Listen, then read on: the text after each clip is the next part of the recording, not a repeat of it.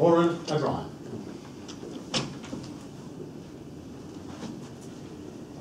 An Irishman walks into a bar. Mr. Contest Chair, fellow Toastmasters, welcome guests. That pretty much sums up how last weekend kicked off for me. It didn't really get any better than that. What do you think about when I say the word Irish and Ireland? I'm sure alcohol comes to mind, St. Patrick's Day, let's be fair. But we also have a very strong cultural and musical heritage, from River Downs through to U2 to James Joyce. But there's one thing I'm guessing you don't know. Recently, the Irish lilt was voted the world's sexiest accent. Top of the morning to you, to be sure, to be sure. Steady on there, ladies. Steady on, steady on. I see there's a sort of sense of excitement there, but I think I've got 5 minutes left to go on this, so please remain seated. With this majestic, hypnotic voice of mine, I'm sure you're thinking to yourself, you must have done well in your day, Odhran. Unfortunately, I didn't have the good fortune to live in Australia. I lived in Ireland until the age of 34. And Dublin, where I'm from in Ireland, isn't the very multi-ethnic cultural country that it is today. Because unfortunately, when I was growing up, the main issue was that the only people living in Ireland were the Irish themselves. So it was very much sort of the Darwinesque survival of the fittest. But things changed then, back in the late 80s, early 90s. The Celtic tiger started to roar, and with that, there was a whole load of economic migrants arriving into the country. Our economic climate improved, and my own personal, my own personal factors improved as well, but that was more so on the lady side of the things. What was really, though, one thing that was of interest to me during this time was, it wasn't the fact that I was living in a bubble at the time, but sometimes I think what you need in your city is for a new set of eyes to come in, to sort of give you an overview as to how they see the country operating. Because we all have our own, even in Melbourne, we've got our own little idiosyncrasies and our little quirks that we need someone to come in and to open our eyes to this. And that's what happened to us, because the Celtic tiger's roar turned to a whimper. And myself and our young family arrived over to Australia in August 2008. I'll be straight up with you. I'm quite a lazy person. My Telstra colleague will testify to that. And my research didn't amount to much more than looking at a few tourist information brochures and watching some tourist videos on YouTube. But not having known, this lady isn't big in certainly big in Ireland, I was looking forward to finding out more about this character, Lara Bingle, and her body of work. We arrived into Melbourne on 28th of August 2008. I'm sure you all remember Lara Bingle's famous refrain, "Where the bloody hell are you?" August 28, 2008 in Tullamarine Airport, it was 7 degrees and I was wearing a pair of shorts and a t-shirt. "Where the bloody hell's the sun, Lara?" I thought I'd been sold a pup.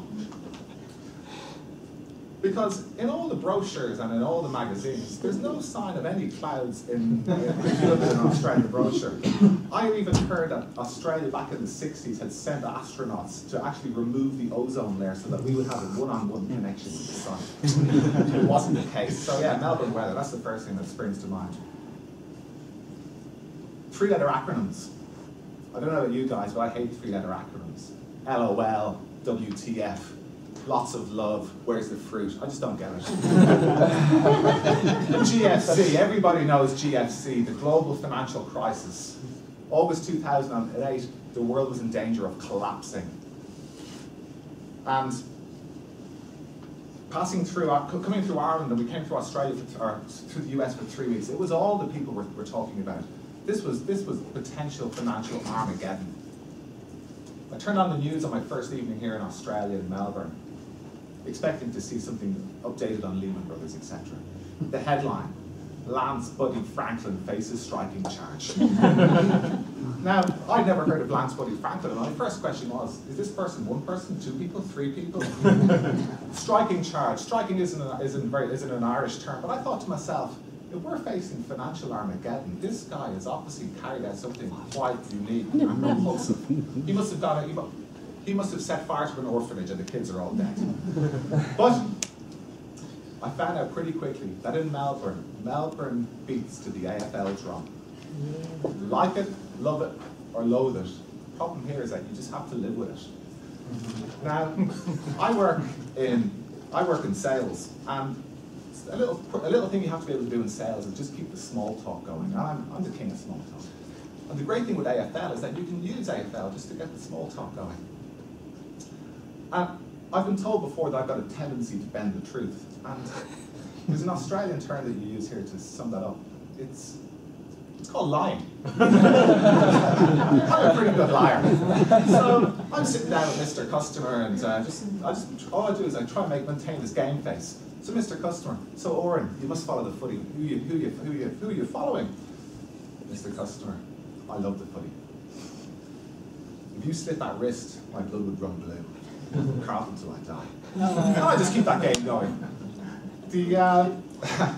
Because that's the thing, and that's what I like actually about the AFL. With AFL, all you have to do is barrack for a club. When you barrack for a club, people just take your face value, they accept that you like the AFL. So, I'm talking about Melbourne weather, I've talked about the AFL. The last thing I wanted to talk about was coffee. The Australian coffee culture. In Ireland, the way it was if you drank Nescafe Gold Blend, you were a connoisseur. But here, what I wanted to swing it around to was this. I remember my early times in working where I'd never smoked a cigarette in my life. I used to look at these guys and I thought, crikey, if I took up smoking, I'd get 45 minutes off work every day. I'd be kidding myself, or I wouldn't be working. Because that's the unique trick that you guys are pulling off. You claim this look of coffee, but I reckon you're just skiving off work. Oh, I couldn't survive without my my extra large decaf hazelnut latte.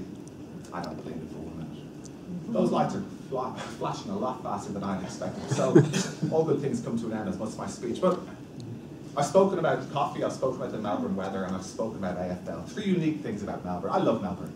But please do keep an eye on migrants coming over who are new to this city. And let me just, how do you know them? I'll tell you how you know them. The person in front of you in the queue who just tries to order a coffee and then is left incredulous when he asks. When he asks for coffee and he's saying, what kind? He goes, you mean there's more than one? I was that soldier. Take care and give him a hug.